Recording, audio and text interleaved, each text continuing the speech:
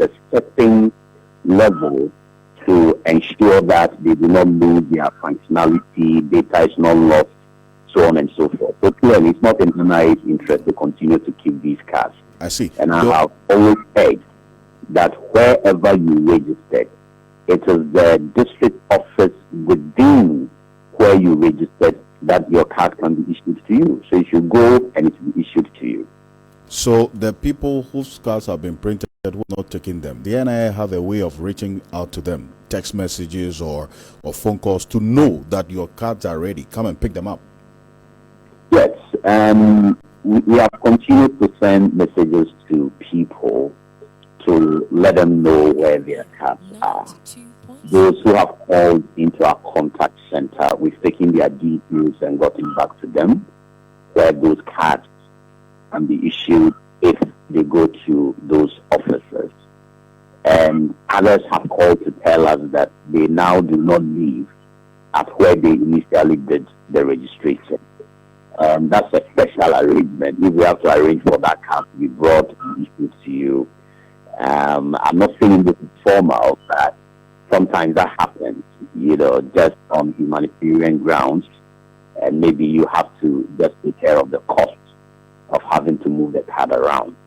So these are some of the measures that we have been implementing so as far as getting these cards issued is concerned. Our bottom line is that once we prioritize the Ghana card, and I've always used the analogy that we don't have passport offices everywhere in Ghana.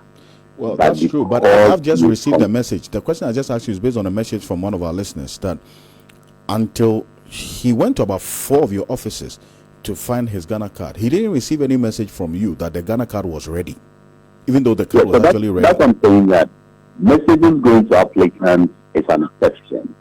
But the rule generally is that wherever you registered, you make the effort to go back there so that your card will be issued to you.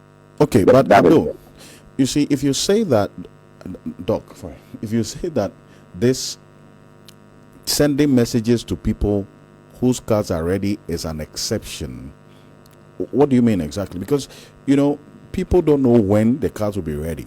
So if you go and register, does that mean you have to be going to the NIA office continuously until your cards are ready? Because in some instances, when you go and ask, they can't even tell you exactly when the card will be ready. So if you're saying that sending a message to me when my card is ready is an exception, what do you mean? Yes, Alfred, the registration system is designed in such a way that when you go to a registration center, we should be able to enroll you and print your card instantly.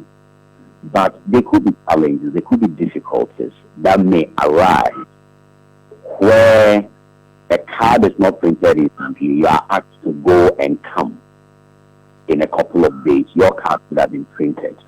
So right there and then, you are told when to come for the Ghana card.